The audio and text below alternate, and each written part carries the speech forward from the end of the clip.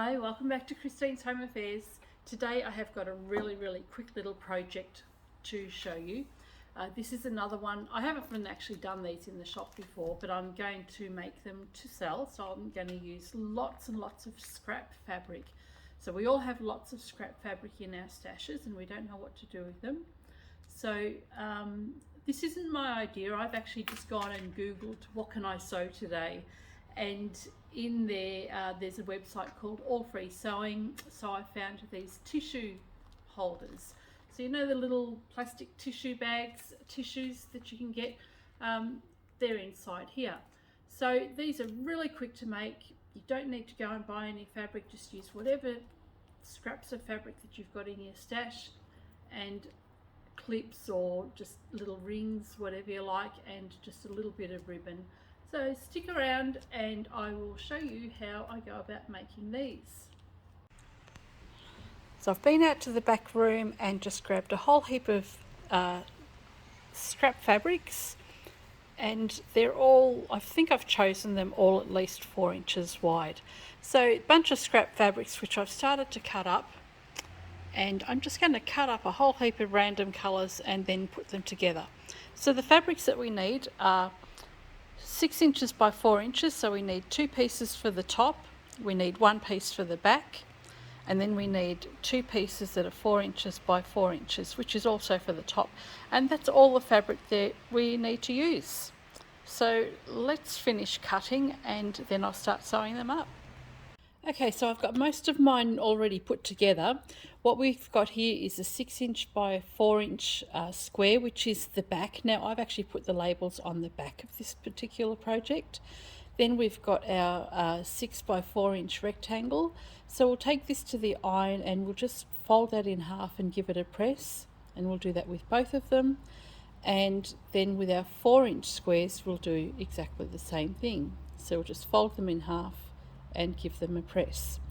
Now the other thing you need is a piece of ribbon or tape, or if you want to make a loop out of the fabric, excess fabric, you can do that, but ribbon is much more cost effective with my time, so I'm using just a 2 inch piece of ribbon, and I'm going to be using some of these swivel clips. Now I just buy bulk lots of these on eBay, so they're just a swivel clip, they're really cheap, and just a couple of clips to hold the project in place. So what we need to do is take your backing fabric, or this is the back of the bag. Well, now this is really important to remember because I've done a couple of these and actually have put the fold on the raw edge here, and then when you open the bag up, it's all wrong. So your folded edge needs to go toward the center. So we have our raw edges of the fabric all facing the raw edge of the back, and take your loop and your hook, your swivel clip, sorry. You can use D-rings if you want to, or those split ring things that you put on keychains. You don't have to put anything at all, but this allows the customer to, or the user to actually clip it in their bag somewhere. So I'm just going to place my ribbon with a folded edge facing in, and the raw edge is facing the raw edge of the fabric, and the D-clip or the swivel clip face down. Just place the fabric over the top, and I'm lining it up near the center rather than the corner because we've got our seam allowances up here. It just creates less bulk. Clip that down, and then we'll take a long piece of fabric, and remember the folded edge faces the center and the raw edge faces the outside, and we'll clip that in place. Take the other small square, and again with the raw edge facing the outside. I can't emphasize this enough because I have actually had to unpick the whole project because I've done it the wrong way. So we want this one to be on top, so you can see we've got the blue underneath the red here, then we've got the red going across. The red will be underneath the blue, and then this red one again with the folded edge facing the middle. We want the red on top of the blue.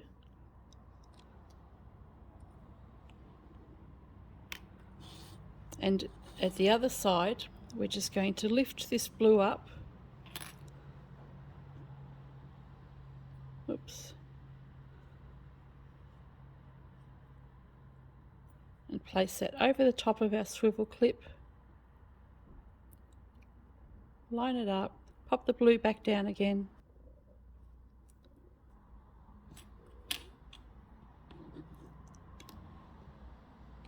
And we'll clip all that in place.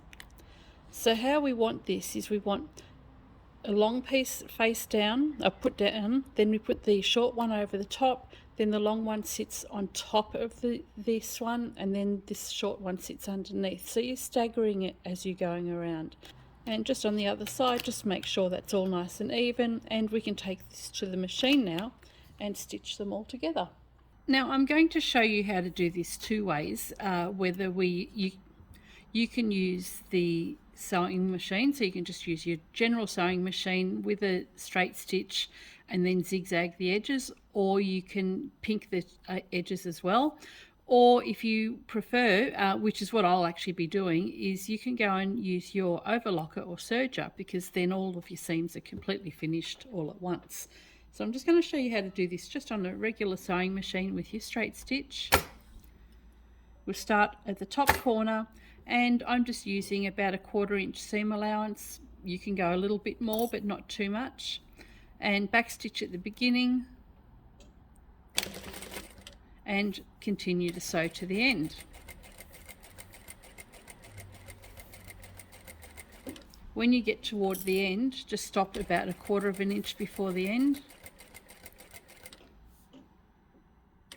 I do like to back stitch a couple of stitches.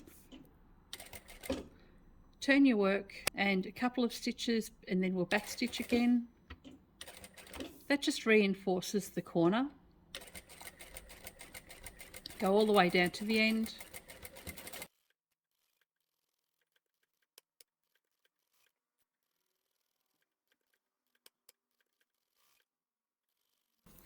And there we go. So this is completely finished. We don't have to do anything else except to clip the corners. Now, clipping the corners is just going to make it easier to turn it through. Well, make the points come out when you turn your work through. So just clip your corners just like that.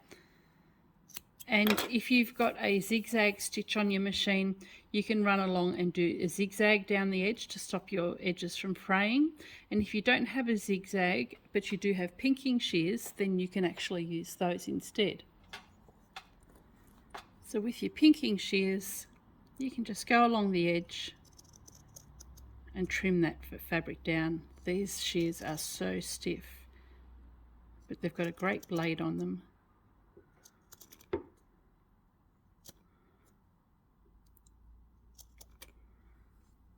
There we go.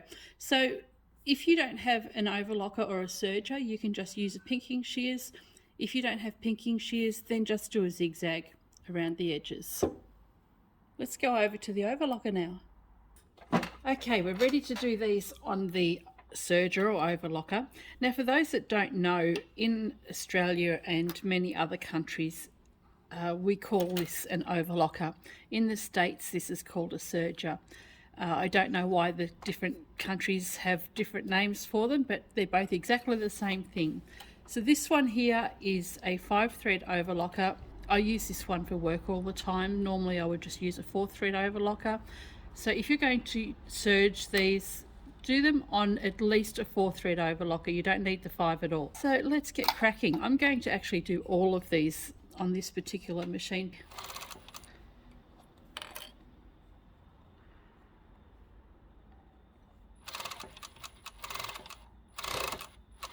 Just go to the end, take your work off, and just continue to go around.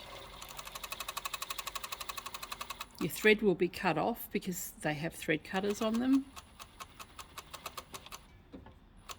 Just make sure your hook, the swivel clip, is out of the way. We don't want to run over that.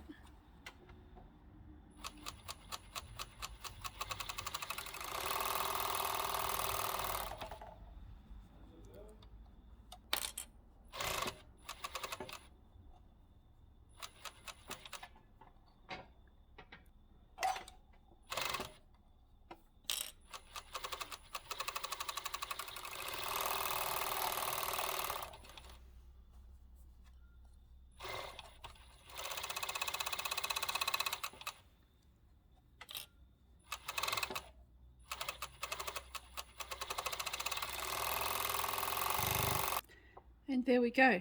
So what we can do now is just trim the corners just as we did before, and we'll chop off the threads as well.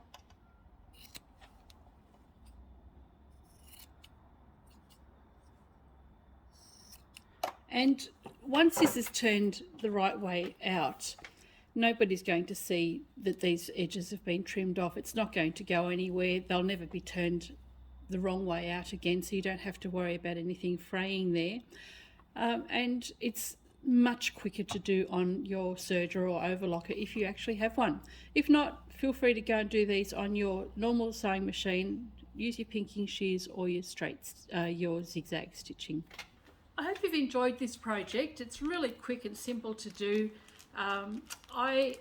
As I said, I've made these to sell in the shop because I've got loads and loads of scrap fabric to use up. So these, when you take into account the cutting time, the labelling, and then your stitching time and clipping everything together, you can probably get one bag done in around about 10 minutes. And look, it's a lot quicker than that, but if you allow about 10 minutes per bag, I'm selling these at $12 each. Now my labour rate is $40 an hour. That's what I charge my time out at, and that includes things like my power, all my overheads, my threads, my machine maintenance, the rent that I've got on my building, things like that. So I add all of that up and just come up with a figure. To be honest, I just pulled it out of my head, and that's what I charge myself out at. So I'm $40 an hour, and if I can do 6 of these an hour, that gives me $72 if I sell these at $12 each. Keep in mind, I'm actually using a couple of things that I have purchased. So the swivel clips, they don't cost much at all. The tissues that are inside, because it's much easier to sell a product when a customer knows what they're actually used for. So I have the little packets of tissue inside. I just go to the discount shop across the road and I buy a big 10 pack of these little pocket tissues. So there's 10 in there, and that cost me $2.50 to buy a packet.